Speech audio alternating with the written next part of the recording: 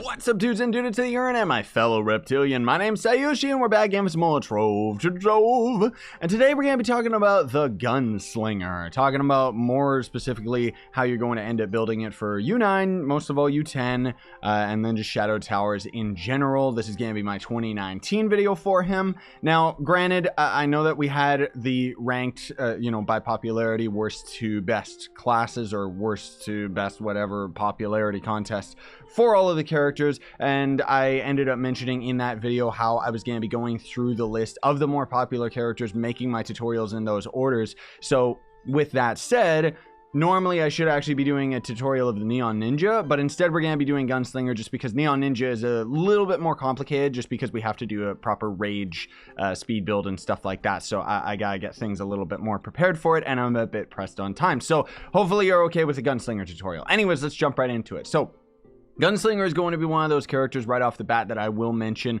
is not going to be the fastest as far as a speed farmer. So when you're just in normal Uber worlds and stuff like that, you're going to be doing lots and lots of damage, that's for sure. But most of all, this character is based solely around his class gem ability. So the Gunslinger is going to be a decent character as you level it up just throughout your experiences of Trove. But most of all, once you end up getting to your class gem ability at that 5,000 power rank and going into the Everdark, that's when you're suddenly going to see this character step up from decent to end game, right? The thing that I do want to mention too is that you should only ever go to the Everdark in U8. There is no reason to go to Everdark U9. I don't even know why they made it in the game, but with U10, obviously, we're focusing on light and all of that stuff. So for today's purposes, we're going to be talking about the gems that you want to go for, and then we're going to be talking about kind of a baseline for your stats, the allies and stuff like that. I don't have a fully maxed out Gunslinger by any means. You know, I've got, he's at a decent level.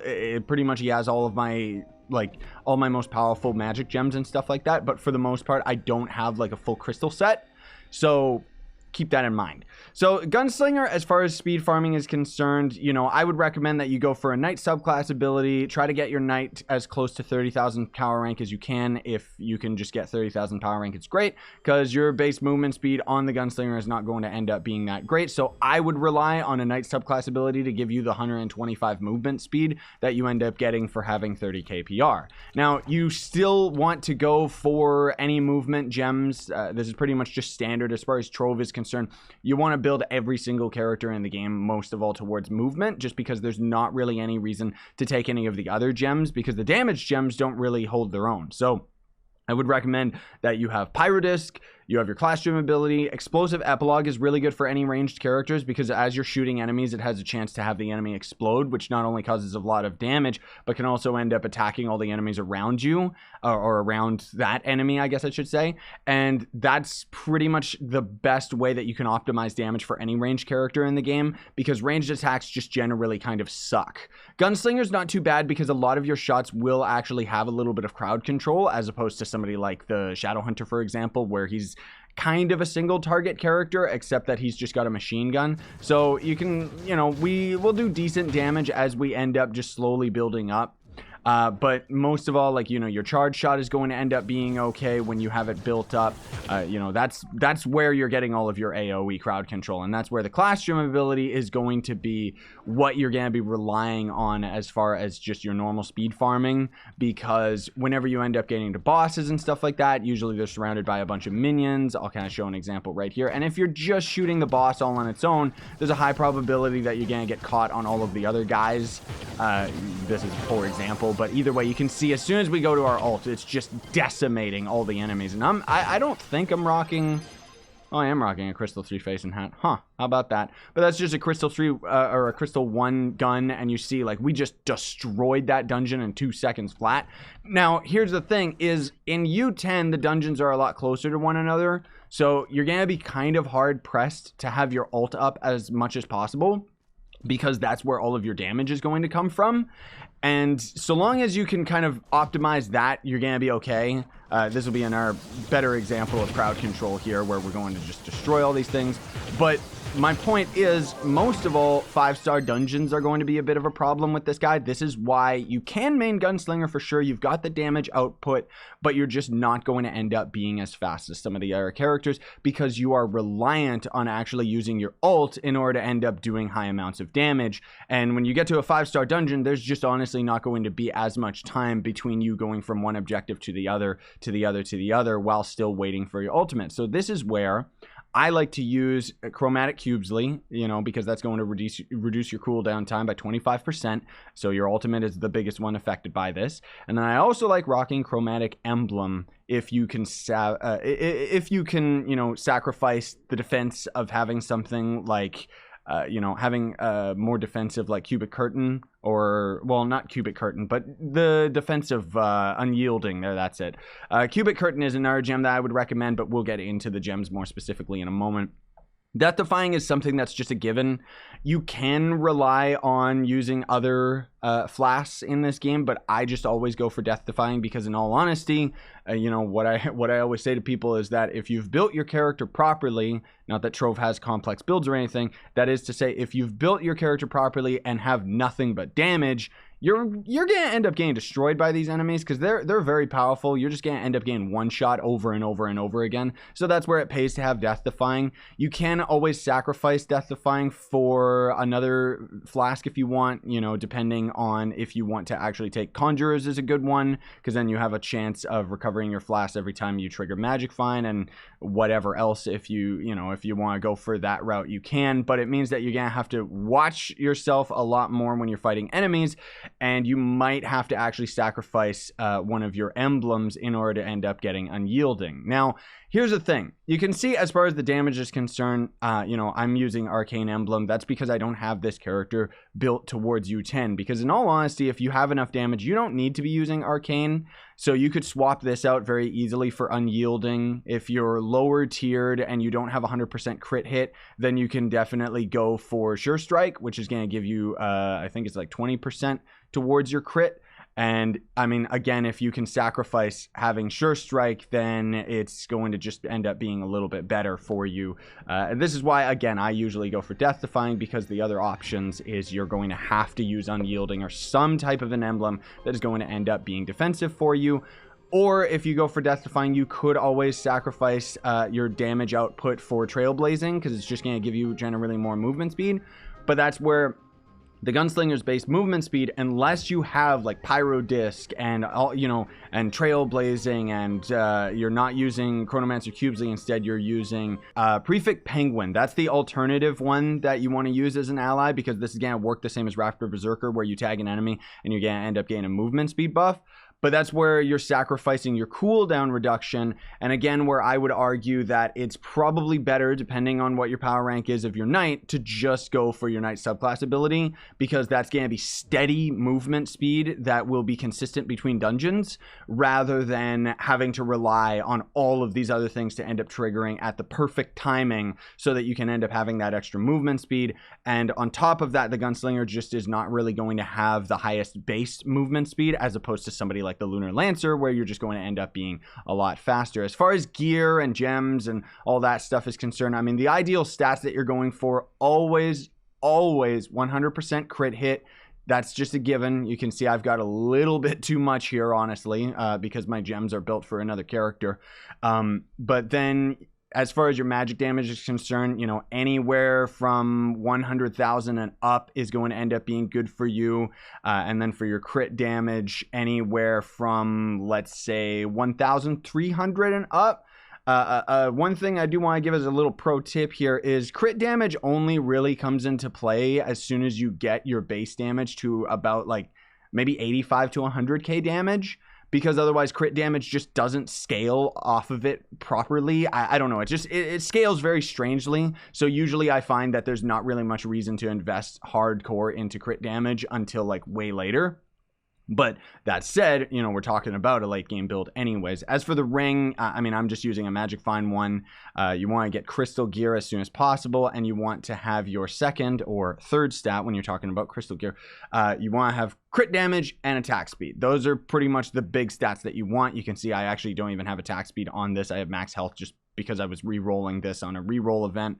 But all of these are going to end up being okay. Another thing too is, like, this is the thing. It depends on what you're building this character for. If you are an absolute 100% gunslinger main and you're actually using it for farming and stuff like that, I would actually recommend that you go for attack speed and movement speed on your gear instead, just because, again, having that extra movement speed is definitely going to end up helping, and when everything, you know, when the stars do align, you are going to end up being pretty fast.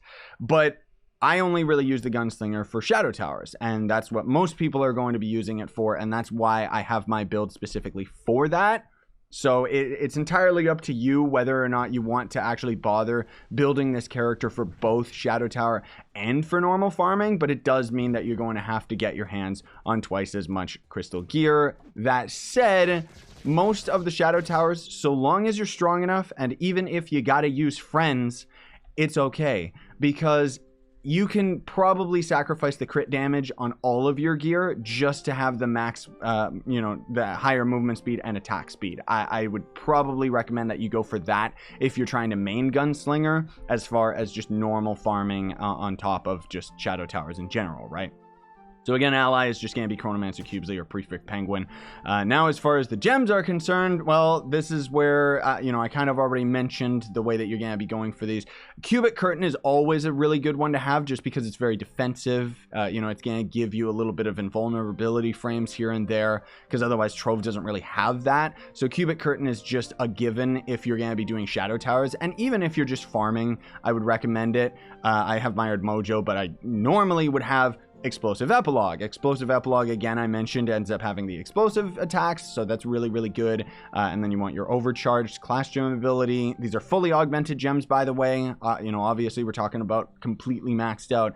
And then normally in the past, I was actually recommending you guys to use Berserk Battler for your, you know, for your Cosmic Gem, but more so, you know, I ended up getting suggestions from a friend of mine who actually does main who actually does main Gunslinger more for farming rather than, you know, Shadow Towers. And he actually recommended a really good point to me, which is use the Vampiric Cosmic Gem instead, because whereas Berserk Gem ends up increasing your attack speed, and that's something that's just a minor optimization as far as Shadow Towers are concerned, that Vampiric is going to end up going a lot further for you, just because it gives you a lot more survivability, because the lifesteal that you actually have off the Vampiric is pretty insane, dude. You're going to end up actually being able to destroy enemies and have yourself just heal out of damage. It's almost as broken as the Revenant's, you know, the Revenant, since he ended up getting his rework. So anyways, as far as the gem stats are concerned, let me actually hop over to the gem table so we can take a quick little peek. And I would actually recommend that, this is horrible, that's a little bit more like it. So for all of your empowered gems, if you can, excluding the cosmic gems, we'll talk about those separately from all of the other ones, but you want all of these empowered gems to end up being 2 pearls or 2 boosts, let's call it. That's what everybody's calling these lately, and it makes more sense. But you want 2 boosts into magic damage, 1 boost into crit damage, and then no boost into crit hit. You want all of these stats on all of your empowered gems. That is absolutely a given. Even on the cosmic gem, you want to have magic damage, and this is where normally I would swap this out for the crit damage instead of actually having crit hit. But again, we'll talk about the cosmic gems in a bit. Now, as far as the lesser gems are concerned, these are very, very specific. So 1, 2, 3 of these are going to end up being 2 boost magic damage, 1 boost crit damage, and no boost to crit hit. And then the other 1, 2, 3 of these are going to end up being 2 boosts to crit damage, 1 boost to magic damage, and again, no boost to crit hit. Now, this is where, again, I don't have my gems absolutely optimized right now. It doesn't really matter, honestly. But it's also just because my class gem ability, I think, is kind of changing things up, because normally I have my gems built for the Draco. But this is where you could sacrifice any extra crit hit for max health, just because it's going to give you that survivability, and you, in all honesty, aren't going to need... You see, I'm at 125% crit hit, and Trove is one of those games where if you have 100% crit hit, you hit with crits 100% of the time. It's not like most other games where it's, you know, kind of a trade-off and just going to end up being a percentage value towards the actual stat or whatever anyways. So for the cosmic gems, again, I'd recommend you go for vampiric instead, but the ideal that you're looking for on all of your cosmic gems is you want to have magic damage, crit damage. I don't even have it on these, jeez Louise. Magic damage, crit damage, and you want all of your boosts to go into light. So this is where for the end game, as far as your lesser cosmic gems, you know, you're going to have tons of cosmic gem dust. It's just really easy to farm, thank goodness. So what I would recommend is you just keep on farming stellar cosmic gems, level them up to level 15, watch the stats on them, because every 5 levels you're going to end up seeing a significant stat boost to one of the stats. And what you're looking for is the stat boost to put 3 times into light. And if you don't really know how to calculate that or look at that or visually recognize it or whatever, you can always just come to a gem forge, level a gem to 15, take a quick peek, see whether or not you got all of your boosts into light, because you're just trying to optimize as much light as possible, because as far as your damage is concerned, I mean, you're the gunslinger, you're already doing fine. I think that pretty much covers everything that there is to actually do with this character, in all honesty. As far as his other abilities, you know, he's got a decent amount of survivability, because your number 1 is going to be your rocket jump. So you can use that very effectively. I would recommend usually that you get into the air when you're popping your ult, just when you're in U10, U9, whatever, and stuff like that. Shadow Towers, it usually pays off as well, because while you're in the air, you can shoot down easily. Or more easily, I should say, at your specific target, rather than everything body blocking you. Because the Gunslinger is one of the characters where each of his projectiles, consider that there's a bullet, and then there's an energy around the bullet. So that's kind of just how ranged attacks work in a nutshell in this game. As far as the AoE damage. So you actually will have your projectile can hit an enemy, and then more often than not, that won't actually tag any of the other enemies around it. But if the energy ball that's around the projectile actually registers properly, then it's going to cause a small little bubble of AoE damage around to any of the enemies that are just around your target, which even then is very unreliable. And this is why more often than not, for farming and stuff like that, I'd recommend you go for a melee character, just because you're going to end up having better odds of actually having your attacks connect. Fun fact, Dino Tamer is one of the only characters that actually shoots a physical projectile, and because of it, he doesn't really deal with the hit detection problem. The hit detection has got to do with the fact that most of the ranged characters are actually shooting video effects, so that's something that the game has to register. But on top of it, video effects sometimes just won't end up working properly, as opposed to Dino Tamer. I mean, his shots are not only a physical entity, so the game can actually calculate and know when they end up connecting, very similarly to how the melee attacks work. Anyways, I think that's gonna cover it for today. Thank you so much for watching. We seem to have a Gonda party going on here. I don't know what's up with that, but have yourselves a great day, everybody. Hopefully you enjoyed. Up next will probably end up being the Neon Ninja tutorial, but I gotta do like an Xbox and PlayStation episode and stuff like that before we end up getting to that. Either way, I wanted to have this Gunslinger video up for today, and this is going to cover the 2019 update for the Gunslinger, which he hasn't really changed much since the last video I ended up doing, but there you go. Thanks for watching, though. If you would please Hadouken the like button, I would appreciate that. And you can always sub to join the Reptilian Army. We will slowly take over the world, 1 sub at a time. Have yourselves a fantastic day, everybody. If you want to support me, there's all sorts of ways to do that. Just scroll down, sponsor the channel, check the links, what have you. Have yourselves a great day. Sayonara, and stay epic, everybody.